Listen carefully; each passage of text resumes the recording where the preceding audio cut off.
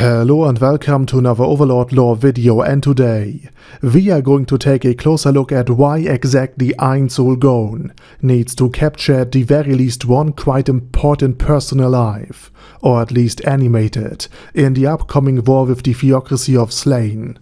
But before we are going to take a closer look at any of this, let me quickly thank my Patreons for supporting this channel, as well as all users of the YouTube thanks function for making one-time donations. Also, thanks for your feedback on my last video. And with that said, let's start with the topic at hand. But before we can talk about the person Ainz desperately needs to capture, we should quickly go back to volume 16. And take a look at why Ainz even wants to attack the theocracy of Slain. After the capture of Zeshi Zetsumai, thanks to the efforts of Mare, Ainz had learned who was behind the attack and the mind control of Shaltir Bloodfallen. Ainz had obtained the information by supposedly reading Zeshi's mind, and back in the 8th novel, Ainz had sworn to himself that he will take excessive revenge on Shaltir's attackers.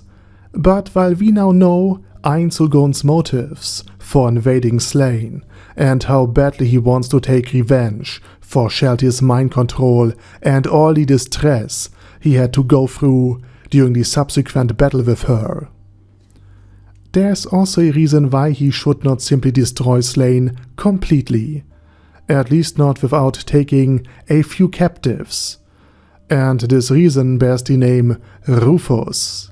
He was the first follower of Soshana, and just like the death god of the Slain theocracy, Rufus, much like his master, was an undead as well. We know this because apparently Platinum Dragonlord does also know about Rufus' name and his undead nature, hence why during the 14th novel and the 4th season, Azud Eindra provoked the Black Scripture with this name and by insulting Rufus as an undead abomination, questioning the members of the Black Scripture whether or not they call this thing Milord. And instantly the mood had gotten very hostile, to the point of almost provoking an open battle. And this, at least to me, confirms that just like the Black Scripture, the strongest of the scriptures is dedicated to Slain's god of death, aka Soshana. The scripture will also take orders from his first undead follower, Rufus. And as the first follower of Soshana, Rufus must have been around for several hundred years at this point in the story, which also means that he likely was there when the 5 other players were alive, and when Slain was perhaps founded. And maybe he was already around when the 6 players decided to save humanity from the brink of destruction, which makes Rufus an incredibly valuable target, for not only he holds much knowledge about the world and its history in general, but considering how Slain has altered human history by, for example, retconning all non-humans from the legend of the 13 heroes, such as the Dwarf King, Evil Eye the Vampire Princess, and undoubtedly many others. Slain likely has altered many other events as well, events which Rufus must have known about, so this undead knows the true version of hundreds of years of history, the false version, and why the false version was indeed spread, making him, again, very valuable to Ainz and the Great Tomb of Nezarec, for he holds information about players. The question then is whether or not Ainz knows about Rufus and how valuable he could be. And in my opinion he does, simply because he was mind-reading Zeshi for several days, and Zeshi Zetsumai did not only wear the scythe of Soshana, namely Sharon's guidance, but the half-elf was also a member of the Black Scripture, the Extra-Sea to be precise. And as we have already established, the Black Scripture does not only follow Soshana as their deity, but also answers to Rufus, or at least acknowledges his exalted position. And with Zeshi's memory, who again is round about a century old at this point, it is fairly likely that she has interacted with Rufus quite frequently, considering she wears the weapon of Soshan and all. And therefore Ainz might have witnessed these moments as well. And Rufus might also know about the Dragon Lords, and how many of them are willing to destroy and hunt players.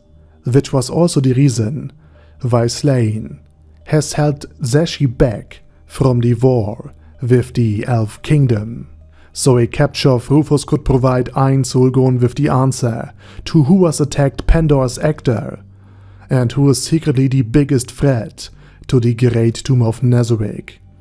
And therefore taking Rufus, alive or at least animated, could point Ainz Ulgon's armies straight to another target, the Council State of Arkland, where Platinum Dragonlord is one of the 5 councillors, thus initiating the final war of Ainz Ulgon versus the Dragon Lords. And with that said, I hope you liked my little explanation video for why Ainz Ulgon needs to capture Rufus alive. And as usual, feel free to write your own opinions down in the comment section. And furthermore, I say my special thanks to Arder